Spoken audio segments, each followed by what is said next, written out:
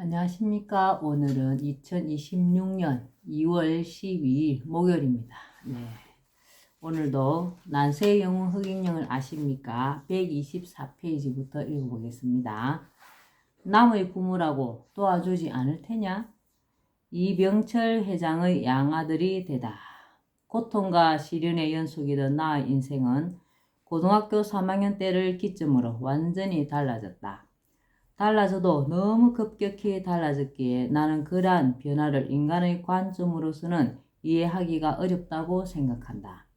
그것은 하나의 드라마틱한 비상이었으며 삶의 조건이 극적으로 완전히 반전된 일이었다. 바로 우리나라 최고 재벌 이병철 회장을 만남으로써 그분의 양아들이 되어 더 이상 공부와 일을 병행하는 고달픈 생활을 하지 않아도 되었을 뿐만 아니라 굴지의 기업 회장에게 기업 경영을 조언하며 나에게 박정희 대통령의 비선정책 보좌역으로서 국가 경영을 조언하는 데까지 이르게 되었기 때문이다. 이전의 나의 책에서 이러한 일들에 대해 소개를 했을 때 이를 믿지 않는 사람이 적지 않았으며 사정은 지금도 마찬가지라고 생각한다. 그도 그럴 것이 그것은 상식적으로는 도저히 일어나기 힘든 기적 같은 일이기 때문이다. 어느 날 한참 천막 속에서 잠을 자고 있는데 갑자기 얼굴에 차가운 것이 계속 떨어져서 눈을 떴다. 나를 보호해주던 천막이 사라지고 내가 눈보라 속에서 그대로 눈을 맞고 누워있는 게 아닌가. 심한 눈보라에 천막이 날려가 버린 것이었다. 눈보라가 눈을 뜨기도 어려운 한밤중에 천막을 찾느라 이리저리 돌아다니다가 그만 바위 언덕에서 미끄러져 아래에 있는 판잣집의 화장실 위로 굴러떨어지고 말았다. 아차할 시간도 없이 오른쪽 다리가 부러지고 말았다. 한 달간 등교는 고사하고 꼼짝도 못한 채 싸늘한 눈을 먹으며 천막 속에서 다리가 나을 때를 기다렸다. 참 고생도 많이도 하셨습니다. 혼자 계시다 보니까. 나는 누워서 내 미래를 그려보았다. 어린 시절 탁발성은 내게 세상을 이끌 지도자가 될 것이라고 했고 아버지도 세상을 편안히 하는 지도자가 되라는 기대를 담아 내 이름을 지어주었다. 나도 어느 날부터 내가 누구이며 왜 이 고생을 하며 여기에 서 있는가를 알고 있었다. 그래서 나는 그 사명을 이룰 수 있는 준비를 해야 한다고 생각하고 세상의 학문과 사상과 종교를 샅샅이 공부해왔다. 친구들이 담배를 피워도 한 번도 담배를 피워본 적이 없고 술도 한 번 입에 대어본 적이 없었다. 항상 어머니 무덤에서 가져온 흙을 보면서 마음을 다잡고 공부에 전념하면서 꿈을 이루려는 사명감에 차 있었다. 살아가야 하고 학비를 마련해야 했으므로 낮에는 일을 하고 저녁이면 학교에 가서 공부를 했고 그 사이의 약간의 틈도 허비하지 않고 책을 읽었다. 내 머릿속에는 세상의 모든 종교와 철학과 사상, 정치와 경제, 세계 정세까지 정리가 되어가고 있었다. 한 번 본 것은 그대로 머리에 입력이 되어 머릿속에서 자동으로 분석되고 이전 것과 통합되어 저장되었다. 50여 년도 더 지난 지금도 나는 초등학교 시절부터 공부했던 한문책과 불교나 기독교의 경전의 내용, 학교에서 배우고 때로 독학으로 공부했던 정치와 경제, 사상 등에 대한 내용을 거의 다 기억하고 있다. 또 누나가 읽어주던 수많은 시와 버스 안에서 들었던 흘려간 노래들도 거의 그대로 기억하고 있다. 한 달이 지나 다리뼈가 붓고 걸을만 해지자 나는 마을로 내려갔다. 판자촌에서 부업으로 실내용 슬리퍼를 만들어 파는 집이 있었다. 그 집의 주인이 비쩍 마른 몸으로 눈이 퀭하여 내려오는 나를 보더니 슬리퍼 10켤레를 내밀며 팔아서 다시 학교에 가라고 하였다. 나는 고맙다는 인사를 하고 그것을 받아 책가방에 넣고 실내용 슬리퍼를 신을 만한 동네를 물색하다가 장충동으로 갔다. 거기서 어느 집 대문 앞에 앉아서 책을 보며 대문이 열리기를 기다리고 있는데 어느 순간 대문이 열렸다. 대문 안을 바라보니 처음 보는 고급 승용차 한 대가 서 있고 운전기사인 듯한 남자가 나를 등지고 서서 열린 차문을 붙들고 있었다. 열린 차문 안으로는 아주머니가 걸터앉아 신발을 갈아 신고 있었고 중년쯤 되어 보이는 다른 남자는 내가 있는 대문 쪽을 보고 있었다. 나는 책가방에서 슬리퍼 하나를 꺼내 들고 얼른 모자를 벗으며 쏜살같이 달려가 나를 향해 서 있는 어른에게 슬리퍼를 보이며 말했다. 저는 고등학생인데 이 슬리퍼를 다 팔아야 학교에 갈 수 있습니다. 제게 공부할 시간을 좀 주십시오. 꼭 은혜는 잊지 않겠습니다. 그러자 그 어른은 내 얼굴을 유심히 바라보더니 내 손을 붙들고는 잠시 들어가서 이야기를 좀 하자고 했다. 그러고는 신발을 갈아 신고 있던 아주머니에게 여보, 오늘 외출은 취소하고 방에 좀 들어갑시다 라고 했다. 외출하려던 것을 그만두고 나를 끌다시피 하여 방으로 들어간 어른은 집안일을 해주는 아주머니들을 부르더니 밥상을 차려 오라고 했다. 그때는 몰랐지만 그 어른이 바로 우리나라 최고 재벌 기업 삼성의 창업자 고 이병철 회장님이었고 신발을 갈아 신고 있던 아주머니는 그분의 부인이었다. 밥상이 차려져 나오자 그분은 밥을 갑자기 먹으면 목이 막힐 수 있으니 달걀 프라이부터 먹으라는 등 세심하게 배려를 하시며 내가 밥 먹는 것을 지켜보셨다. 내가 밥을 다 먹고 나자 그분은 내 이름과 사는 곳과 누구와 사는지 등을 물었다. 나는 혼자 산에서 살면서 낮에는 물건을 팔고 밤에는 야간 고등학교에 다니고 있다고 했다. 이야기를 다 듣고 나자 그분은 나더러 자신의 양아들이 되어 달라고 했다. 나는 뜻밖의 제안에 당황하며 곤란하다는 뜻을 비쳤다. 저는 부모님이 돌아가시고 비록 지금 혼자 살고 있지만 늘 가슴에 부모님을 모시고 있고 앞으로도 그렇게 살아야 한다고 생각하고 있습니다. 그러니 다른 사람의 양아들이 되는 것은 곤란합니다. 그분은 성은 바꾸지 않아도 좋고 그냥 양아들로 자신의 집에 와서 살면 된다며 나를 설득했다. 그리고 자신이 신발을 다 사줄 테니 시간을 두고 좀 생각해 보라며 설리표 10켤레 값으로 2,000원을 내 손에 쥐어주었다. 1시간이 넘도록 내가 거절 의사를 굽히지 않자 그분이 나에게 이렇게 물었다. 만약 내가 길바닥에 쓰러져 있는데도 너는 내가 남의 부모라고 도와주지 않을 테냐? 나는 그의 말에 고개가 수그러졌다. 좋습니다. 그럼 제가 제 성을 그대로 갖는 걸로 하고 어르신의 양아들이 되겠습니다.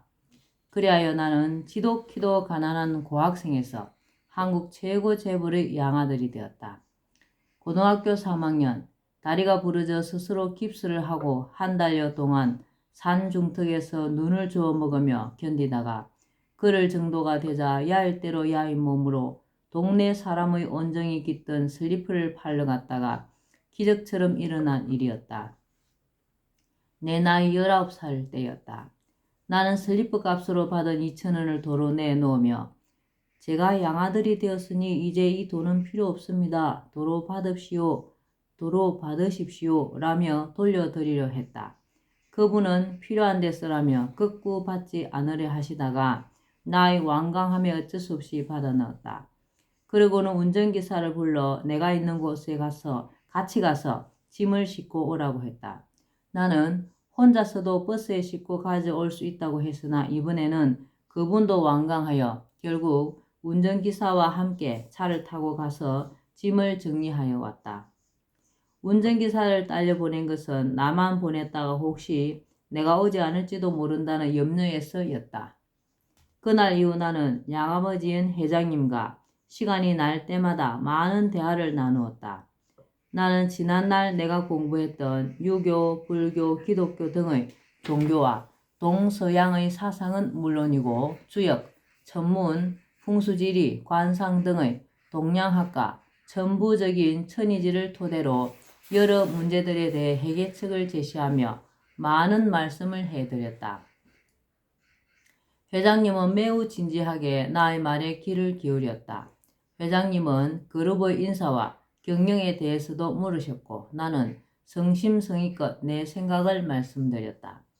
근로자와 관리자 간에 수시로 근로관리자 회의를 열어서 노사가 함께 기업을 이끌고 기업은 근로자에게 최상의 대우를 하여 기업에 대해 근로자들이 충정과 주인의식을 갖고 회사 일을 할 수 있게 해야 기업이 갈등 없이 더욱 발전해 갈 수 있다는 것과 또 신입사원을 채용할 때 중요하게 고려해야 할 사항 등 12가지 회사 경영 비결, 미래 유망 사업인 반도체 사업을 추진할 것 등을 말씀드렸다. 회장님은 내 말을 신뢰하고 실제 적용하여 아주 좋은 성과를 얻었고 이로 인해 나는 양아버지로부터 더욱 큰 신뢰를 얻게 되었다. 세계적인 기업을 키우려면 우리나라가 발전하려면 우선 경제적으로 일어서야 하고 자원이 별로 없는 우리나라에서 경제를 발전시키려면 인재 교육과 기술 발전이 중요하다. 그리고 무엇보다도 경제의 중요한 주체의 하나인 기업이 잘 되어야 한다. 나는 양아버지 이병철 회장님을 성심껏 보필하면서 점차 기업 경영에도 참여하게 되었다. 나는 기업이 잘 되기 위해서는 경영자의 경영 능력이나 마인드도 중요하지만 경영자와 근로자가 서로 화합하여 회사를 잘 되게 하는 것이 관건이라고 보았다. 그래서 용어도 공산주의에서 유래한 계급적 용어인 노동자 대신 좀 더 격상된 느낌의 근로자라고 하는 것이 좋고 경영자는 조금 낮추어 관리자라고 하여 용어에서 오는 서로 간의 격차를 줄이는 것이 좋겠다고 생각했다.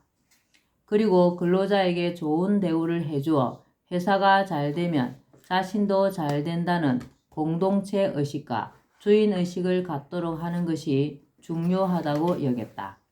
또 이들 근로자와 관리자가 공동의 주인으로서 한자리에 모여 회사 일을 의논하고 회사를 발전시킬 수 있는 방안을 모색하는 회의를 자주 갖도록 하는 것이 필요하다고 생각했다.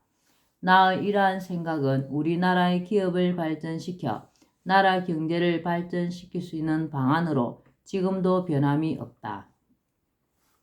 일부에서 말하듯 기업에는 반드시 노동조합이 있어야 한다는 주장에는 나의 생각을 달리한다. 노조는 산업혁명의 어두운 그늘이 낳은 역사적 산물이다.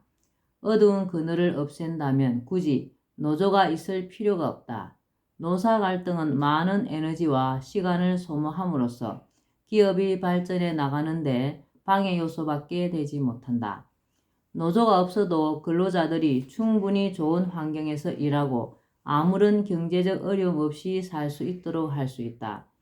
근로자 대표와 경영자가 참여하는 기업가족협의회를 구성하여 기업을 운영하게 하고 근로자와 경영자라는 이분법을 기업가족으로 통일함으로써 불필요한 노사 갈등을 완전히 없앨 수 있다.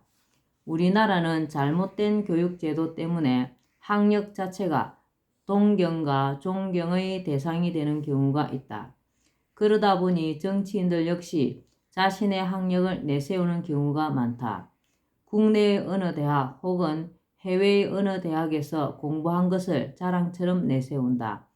그러나 과연 학력이 민생을 보살피고 정치적, 경제적 난제들을 풀어나가야 하는 고위공직자나 정치인들에게 중요한 자격 요건일까?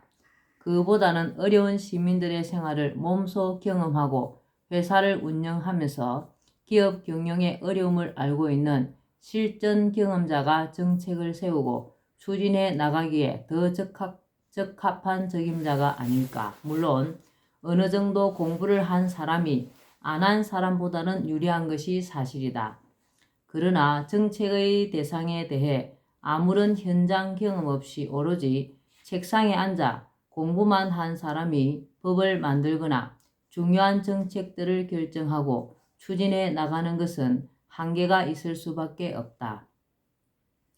현실 정치는 정치적 이념과 외국 학자들이 내세운 그럴듯한 정치 경제 이론만으로는 가능한 것이 아니다. 현장 경험과 현장에 대한 이해가 있어야 한다. 정책 효과에 영향을 주는 사람들의 경제 심리도 현장에서 터득할 수 있다. 현실 감각이 결여되면 정책 수립에 오류를 범하고 결과적으로 실정을 하게 되는 원인이 된다. 그러므로 정책을 수립하는 사람은 전문가뿐 아니라 정책의 대상이 되는 기업가, 국민의 다양한 소리를 경청해야 하고 현장을 직접 돌아다녀 보아야 한다. 정책을 결정할 때는 어느 한쪽으로 치우쳐서도 안 된다. 부익부 빈익빈을 해결해야 하겠지만 부자를 죄인처럼 취급하거나 강압적인 정세를 단행하는 것은 문제가 있다. 근로자의 소득을 증대시킨다고 최저임금을 높이면 중소자영업자의 고용 부담이 증가하여 결과적으로 근로자의 해고가 발생하고 실업률의 증가로 귀결된다. 기업에 대한 규제 일변도의 정책은 기업을 옥죄어 기업 활동을 위축시키며 경제의 활력을 떨어뜨린다. 기업이 해외로 빠져나갈 우려도 있다. 노조 편만 들어서도 안 되고 사용자 입장만 생각해도 곤란하다. 현 정부가 그동안 집값을 안정시킨다고 각종 규제 정책을 내놓았지만 결과적으로 소기의 목표와는 정반대 결과를 초래했다. 정책을 세우고 추진하는 것은 이처럼 난해하고 복잡한 문제들을 풀어나가는 과정으로 절대 책상에서 공부한 것만으로는 제대로 된 정책을 추진하기가 쉽지 않다. 학력으로만 될 일이 아니다. 그보다는 현실 감각과 전체를 꿰뚫어 볼 수 있는 통찰력과 분석력, 창의력을 포함한 문제 해결 능력이 더 중요하다.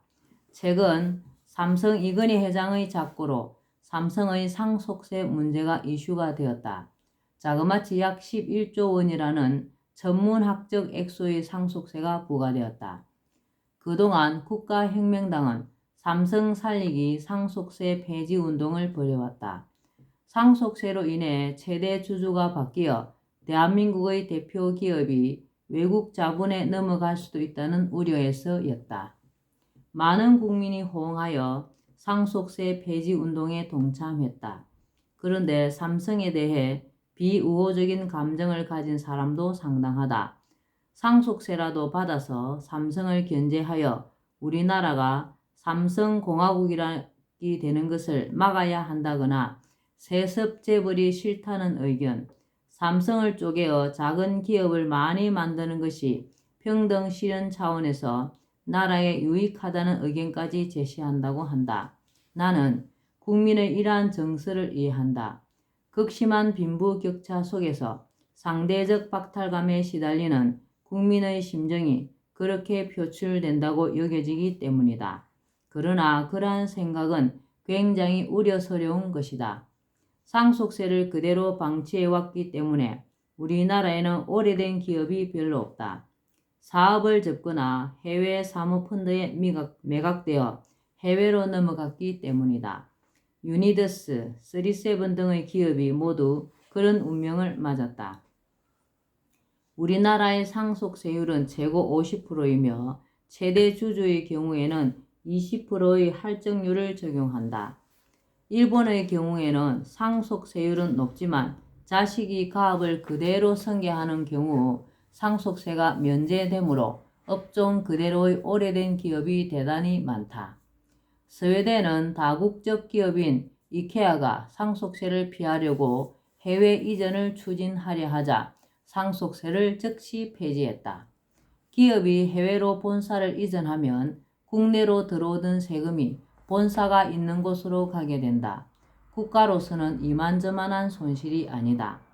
삼성은 국내 세수의 상당한 비중을 차지하고 있다.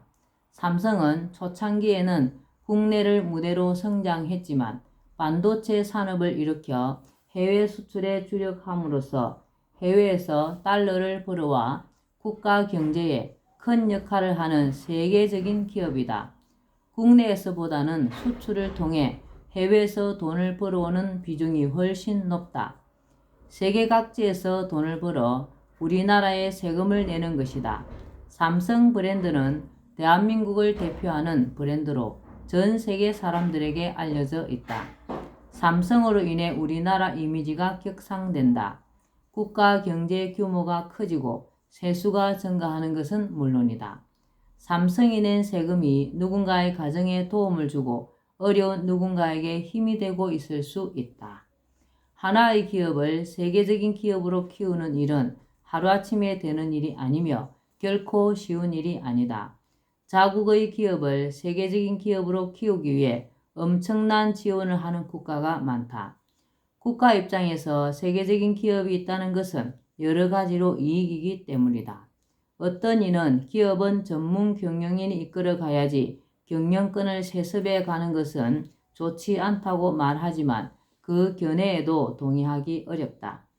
자식이 부모로부터 경영권을 물려받은 경우가 전문 경영인이 채용된 경우보다 훨씬 더 투철한 사명감과 책임감, 주인의식을 가지고 일할 수 있다. 전문 경영인으로 채용된 경우에는 급여를 받는 사람이기 때문에 아무래도 주인의식이 약할 수밖에 없다.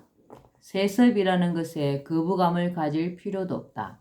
솔직히 작은 사업이라도 자신이 열심히 노력해서 일군 것이라면 자손에게 물려주고 싶은 것이 인지상정이다.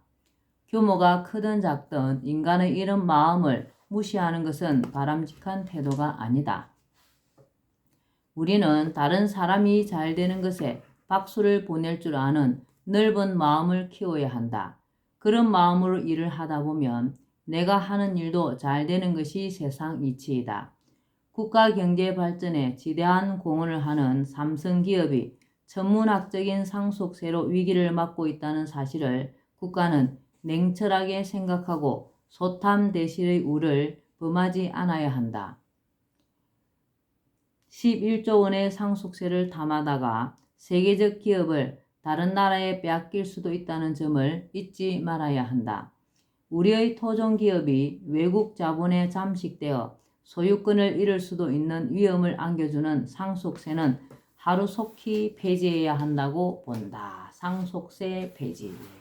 저희들도 삼성 살리기 운동에 많이 동참을 했었습니다.